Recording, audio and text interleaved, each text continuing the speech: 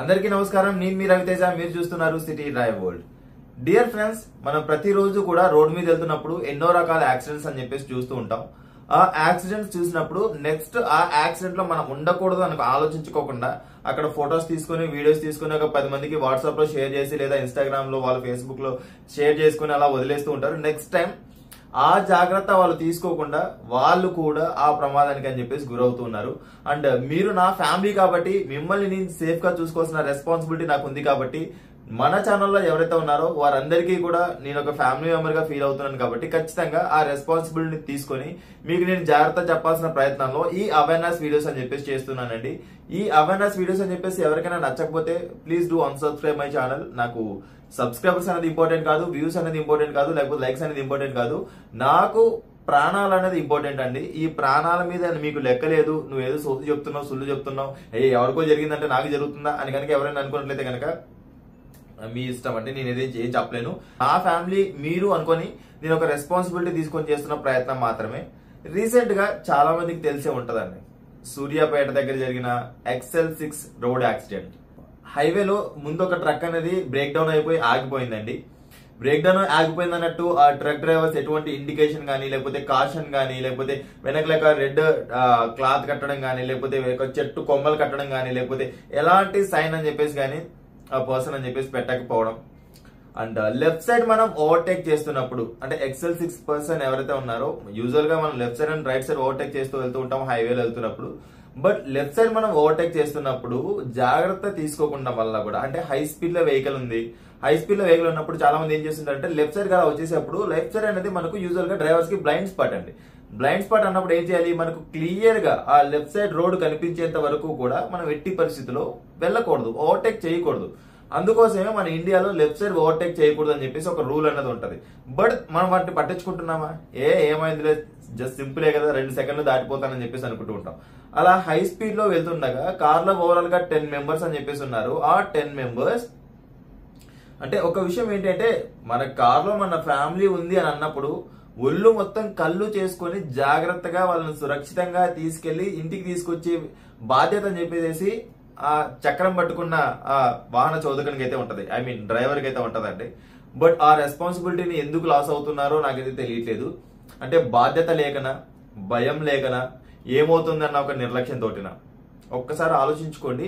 అలాంటి పరిస్థితుల్లో మన ఫ్యామిలీ ఉండకూడదండి. ఎట్టి పరిస్థితుల్లో కూడా మన ఫ్యామిలీ అని చెప్పేసి మాత్రం ఉండకూడదు, ఉంచకండి. దయచేసి ఒక రెస్పాన్సిబిలిటీ తీసుకోండి. రోడ్డు మీదకి వెళ్తున్నారంటే మాత్రం ఒళ్ళు మొత్తం కళ్ళు చేసుకొని జాగ్రత్తగా ప్రతి సెకండ్ కూడా ఒక అబ్జర్వేషన్ అని చెప్పేసి రోడ్డు మీద ఉంచుకుంటూ వెహికల్స్ డ్రైవ్ చేయమని చెప్పేసి మాత్రం నేను రిక్వెస్ట్ చేస్తున్నానండి.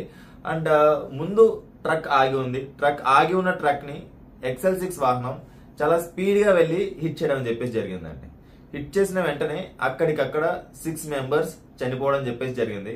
6 అండి, ఒక ఫ్యామిలీలో 6 చనిపోతే ఆ బాధ అనేది ఎలా ఉంటది ఏంటి అనేది మాత్రం మనం వర్ణించలేము. ఎందుకు అంటే అంతవరకు సరదాగా కబుర్లు చెప్పుకొని నవ్వుకుంటూ పాటలు వినుకుంటూ సరదాగా ముచ్చట్లు చెప్పుకుంటూ ఉన్న పర్సన్ దాని నెక్స్ట్ సెకండ్ ఒక విగతజీవిగా పడిపోయినప్పుడు ఆ బాధ అనేది వర్ణించలేమండి. ఒక విషయం గుర్తుంచుకోండి, రోడ్డు మీద వెళ్తున్నప్పుడు ఎవరికో కదా జరిగింది అని చెప్పేసి అనుకోకండి. అలాంటి పరిస్థితి మనకు కూడా రాకూడదంటే మనం తీసుకోవాల్సిన జాగ్రత్తలు ఏంటి అని చెప్పేసి మాత్రం మీరు గుర్తుంచుకోండి. ఓకే, ఇక్కడ మనం ఈ ప్రమాదానికి గల కారణాలు ఏంటి అని చెప్పేసి చూసినట్టయితే కనుక లెఫ్ట్ సైడ్ నుంచి మనం ఓవర్టేక్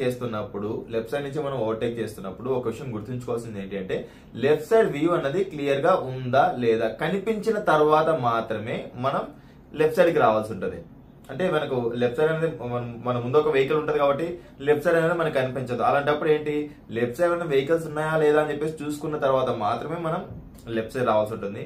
అది కూడా ఓవర్ స్పీడ్ లో లెఫ్ట్ సైడ్ నుంచి మీరు ఓవర్టేక్ చేస్తున్నట్లయితే మాత్రం అది ఖచ్చితంగా చాలా తప్పు అవుతుందండి. ఇలాంటి ప్రమాదాలు జరగడానికి గల కారణాలు అని చెప్పేసి అవే అవుతాయి. ప్రీవియస్ గా కూడా మీరు చూసారు. అండ్ మనకు సేమ్ విజయవాడ హైవేలో ఒక ట్రక్ కిందకి డిజైర్ కార్ అని చెప్పేసి దూసుకెళ్లిపోయి అక్కడికక్కడే 2 దంపతులు అని చెప్పేసి దుర్మరణం పాల్వడం అని చెప్పేసి జరిగింది. ఇంకా 2 days తర్వాతనే ఈ దుర్ఘటన జరగడం అని చెప్పేసి కూడా చాలా బాధాకరం.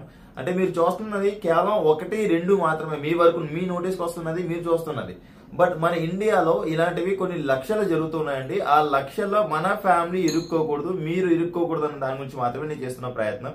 అంటే మీ నోటీస్ కి కూడా ఇలాంటి ఇన్సిడెంట్స్ ఏమైనా వచ్చినట్లయితే కనుక ప్లీజ్ ఇక్కడ స్క్రీన్ పైన కనిపిస్తున్న ఈ వాట్సాప్ నెంబర్ కి అయితే మీరు షేర్ చేయండి, దానికి సంబంధించిన డీటెయిల్స్. మనం కొంతమందినైనా అవేర్ చేసి వారి ప్రాణాలని కాపాడే ప్రయత్నం అని చెప్పేసి చేద్దామండి. ఎందుకంటే ప్రాణాలు కోల్పోయిన వాళ్ళు వెళ్ళిపోతారండి. ప్రాణాలు కోల్పోయి వాళ్ళతో టైం స్పెండ్ చేసి కొన్ని సంవత్సరాలు వాళ్ళతో గడిపిన ఆ ఎక్స్పీరియన్స్, ఆ మూమెంట్స్ అని చెప్పేసి మర్చిపోవడానికి చచ్చేంత వరకు కూడా ఆ మనిషి నలిగిపోతూనే ఉంటాడు, చచ్చిపోతూనే ఉంటాడు. ఈ విషయాన్ని అయితే గుర్తుంచుకొని జాగ్రత్తలు తీసుకుంటారని చెప్పేసి మాత్రం నేను ఈ వీడియోస్ అని చెప్పేసి చేస్తూ ఉన్నా. అండ్ ఈ వీడియో కనుక మీకు నచ్చినట్లయితే లైక్ చేయండి, అదేవిధంగా మీ ఫ్రెండ్స్ అండ్ ఫ్యామిలీ మెంబర్స్ కూడా షేర్ చేయండి. Thanks for watching. అండ్ ఇక్కడ నేను కార్ యొక్క బిల్ట్ క్వాలిటీ గురించి ఎందుకు మాట్లాడట్లేదు అంటే, నేను ప్రతిసారి కూడా చెప్పే విషయం అనేది ఏంటి అంటే, మారుతి సుజుకి వెహికల్స్ అనేది డిజైన్ చేయబడింది mileage purpose, comfort and convenience and best reliability and లో సర్వీస్ కాస్ట్ అని చెప్పేసి మనం వీటి కోసం ఈ కార్స్ అని చెప్పేసి డిజైన్ చేయబడి ఉంటాయండి. వీటిని రేసింగ్ కార్స్ లాగా యూజ్ చేయడానికి ఎట్టి పరిస్థితుల్లో సెట్ అవ్వదు. అండ్ ఎందుకంటే వాటికి సంబంధించిన బిల్డ్ క్వాలిటీ అనేది సరిగా ఉండదు, డ్రైవింగ్ డైనమిక్స్ అనేది పూర్గా ఉంటాయి. కాబట్టి ఎట్టి పరిస్థితుల్లో మన ప్రాణాలని ఆ కార్ అనేది కాపాడలేదు. కాబట్టి మన జాగ్రత్తలో 60-80 స్పీడ్ కనుక మనం మించి వెళ్ళినట్టయితే ఎట్టి పరిస్థితుల్లో మనకు ఆ కార్లు కాపాడలేవని చెప్పేసి మనకు గ్లోబల్ ఎన్క్యాప్ కి మారుతి సుజుకి వారే కార్లు పంపించి మరి మనకు ఆ రేటింగ్ ఇస్తున్నప్పుడు మీరెందుకు రియలైజ్ అవ్వట్లేదు? దయచేసి అర్థం చేసుకోండి. నేను మారుతి సుజుకికో ఇంకొక కంపెనీకో అగెనెస్ట్ కాదు.